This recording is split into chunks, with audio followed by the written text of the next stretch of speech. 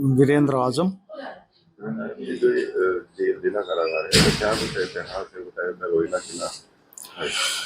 ये रोहिलाओं का किला कहलाता है। सहारनपुर में 1754 से लेकर के और 1789 तक रोहिलाओं का साम्राज्य रहा है। नजीबुद्दौला का शासन रहा 1748 से लेकर के और 1770 तक। 1754 में नजीबुद्दौला सहारनपुर आया। वो एक मामूली सिपाही था पहले, लेकिन अपनी बहादुरी और अपने साहस, अपने विवेक, अपने चातुर्य से उसने दिल्ली दरबार का मन जीता और कुछ ही समय में वह इस क्षेत्र का सरदार बना। उसने, क्योंकि सहारनपुर गंगा यमुना, पहले तो उधर का भी एरिया सहारनपुर में ही था, बाद में उत्तराखंड में गया है, तो गंगा और यमुना के दोआब पर तो उसने गंगा पार नजीबाबाद में अपनी राजधानी बनाई और वहां एक किला बनाया, इसीलिए उसका नाम नजीबाबाद कहलाता है। और उससे 2 किलोमीटर दूर पत्थरगढ़ में उसने एक दूसरा किला बनाया और सहारनपुर के उत्तर दक्षिण में उसने 2 किले बनाए, एक शुक्रताल में, एक गौसगढ़ में।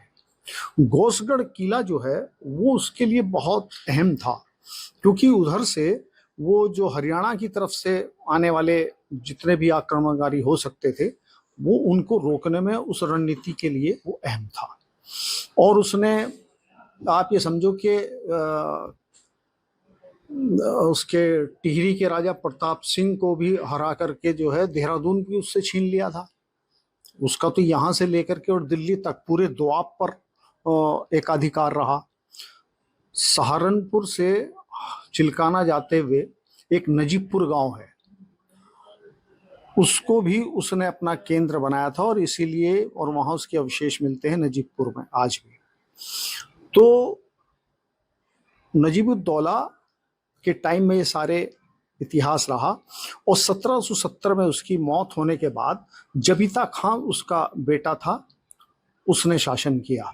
लेकिन जबीता खां दिल्ली दरबार के बहुत ज़्यादा करीब नहीं रह पाया। कभी उनको लगान ना देना, मालगुजारी ना देना, मतलब वो उस तरह की चीज़ें थी कि उनको हिस्सा ना देना, समय पर जो घुड़सवार और पैसा देना होता था वो ना देना, तो उससे टकराव रहा। और जबीता खां की भी फिर इसी तरह से 1785 में गौसगढ़ के किले में मृत्यु हो गई। उसके बाद उसका बेटा गुलाम कादिर यहाँ का सरदार बना। गुलाम कादिर की भी स्थिति वही रही, वो भी दिल्ली दरबार से जो है बगावत करता रहा और उसकी भी मृत्यु जो है ये समझो कि 1789 तक रहा वो, तो उसकी भी मौत हो गई। तो गुलाम कादिर जो है, जो लास्ट में वो रहा है, उसने कंपनी बाग के लिए जगह छोड़ी थी। ये कंपनी बाग जहाँ है, ये भी जगह उसी की छोड़ी हुई है। और नवाबगंज जो ये है, ये पूरा क्षेत्र उसका बसाया हुआ है और उसी के टाइम में ये किला बना था। तो ये जो इतिहास है इस किले का, वो रोहिलाओं का किला इसीलिए कहता है कि रोहिला सरदारों का यहाँ 1748 से और 1789 तक शासन रहा। उस बीच में किला बना है, उनके द्वारा बनाया गया, ये इसका इतिहास है। तो शिफ्ट भी की जा रही है अब उसको, वो वहाँ जिला कारागार उसमें चल रहा है। किले को पूरे को कारागार का रूप दे दिया गया था, लेकिन जब ये बात सामने आई तो पुरातत्व विभाग ने उसके लिए जो है पत्र भी जारी किया था और उसको जो है धरोहर के रूप में संरक्षित करने की बात कही है।